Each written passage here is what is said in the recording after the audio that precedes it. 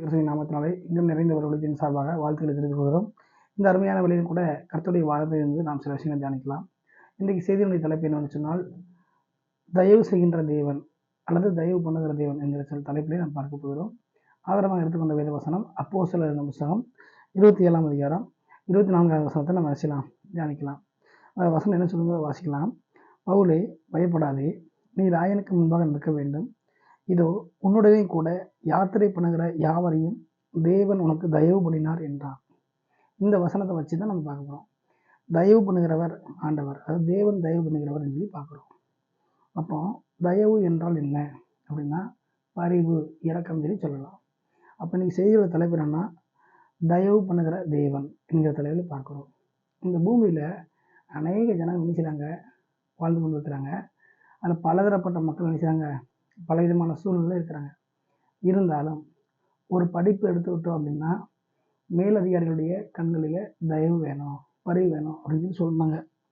அல்லது வேலை செய்கிற இடத்துல பார்த்தீங்கன்னா முதலாளி கண்களில் தயவு வேணும் அப்படின்னு சொல்லி சொல்லுவாங்க.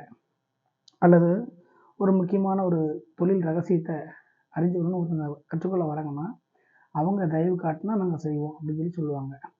அல்லது ரெக்கமெண்டேஷன் பண்ணால் நாங்கள் எதாவது பண்ணுவோம்னு சொல்லி சொல்லுவாங்க. ஊழியத்துலேயும் பார்த்தீங்கன்னா சீஃப் பார்த்தீங்க அப்படின்னா ஊழியக்காரங்க, அதாவது முதன்மையான ஊழியக்காரங்க எதாவது சொன்னாங்கன்னா செய்வோம்னு சொல்லுவாங்க. இது போன்ற பல நிலைகளில் பல விதங்களை என்ன செய்கிறாங்க, மக்களுடைய தயவு தான் என்ன செய்கிறாங்க முக்கியமாக பார்க்குறாங்க. அதுதான் பூமியில் நடக்குது. இது ஒருவர் இருந்தாலும் வேதம் சொல்கிற ஒரு காரியம் என்னன்னு சொன்னால், தயவு பண்ணுகிற கர்த்தருங்கிற தலைவில் பார்க்குறோம்.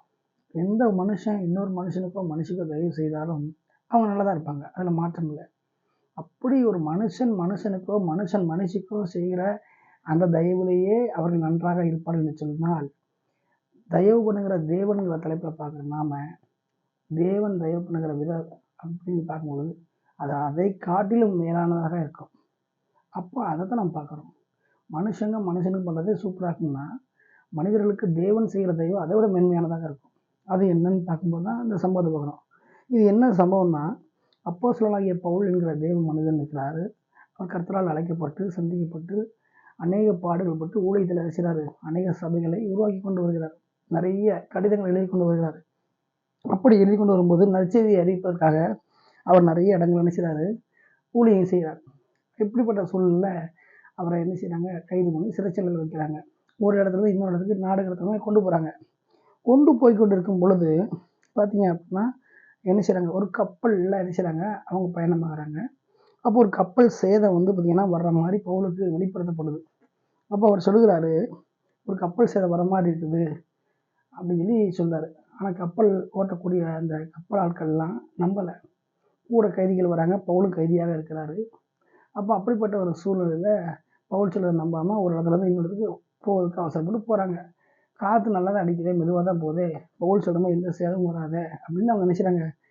பவுல் சொல்கிறத நம்பவும் போகிறாங்க. பவுல் வெளிப்படுத்தப்பட்டு சொல்கிறாரு, கேட்கல. கொஞ்சம் தூரம் போன பிறகு அந்த கைதிகளோடு சேர்ந்த நிலையில் எல்லாரும் போகும்போது திடீர்னு கொடுமையான காற்று வருது. யூரோக்ளிடோன் அப்படிங்கிற கொடுமையான பேய் காற்று வருது. அதை கடல்லேருந்து கப்பலில் மோதின உடனே எல்லாரும் நினைச்சாங்க, இந்த லகுவாக்குவதற்கு அந்த கப்பலை நினைச்சாங்க, லகுவாக்குவதற்கு எல்லா சரக்குகளையும் கடலில் தூக்கி எறிகிறாங்க. அப்போ அப்படிப்பட்ட ஒரு சூழ்நிலை எரியும்போது எல்லாமே சேதமாகுது. அப்போ அப்படிப்பட்ட ஒரு சூழ்நிலையில் இருக்கும்போது பவுல் சொல்வார், நான் அப்போதே சொன்னேன் பார்த்தீங்களா, நீங்கள் ஏன் கேட்கல, நீங்கள் அவசரப்பட்டு இப்படி வந்துட்டீங்களேன்னு சொல்லி அவர் என்ன செய்றாரு, மக்களிடம் சொல்கிறார்.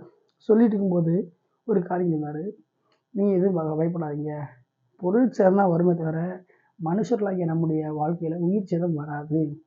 ஏனால் உன் நிமித்தம் அநேகரை கர்த்தர் தயவு பண்ணினான்னு சொல்லி என்ற கடவுளுடைய தூதன் சொல்லிட்டு போயிருக்காருன்னு சொல்லி பவுல் சொல்கிறார். அதுதான் இங்கே. அப்போ ஒரு மனுஷிக்கோ ஒரு மனுஷனுக்கோ மற்ற காரியங்களை தயவு காட்டுறது பெரிய விஷயம் அல்ல.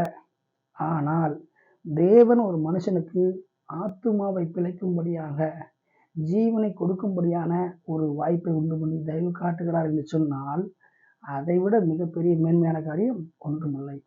ஆகவே தான் நம்ம இந்த சம்பவத்தை பார்க்குறோம்.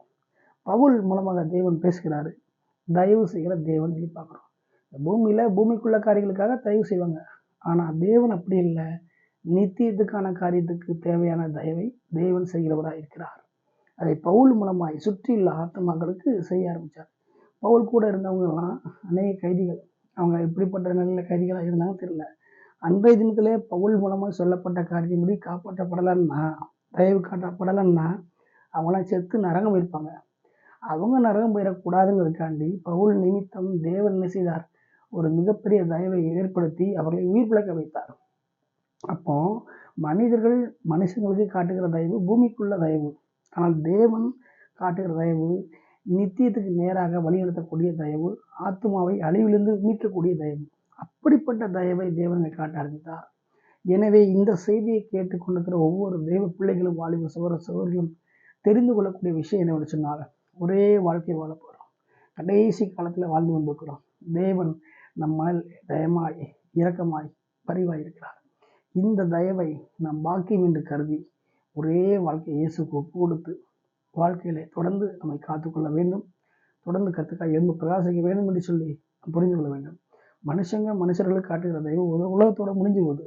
ஆனால் தேவன் மனிதருக்கு காட்டுகிற தயவு மிகப்பெரிய ஒரு நித்திய வாழ்க்கைக்கான தயவு.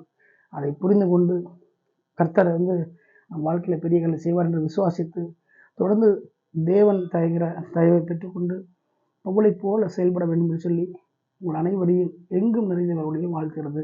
ஆமென்.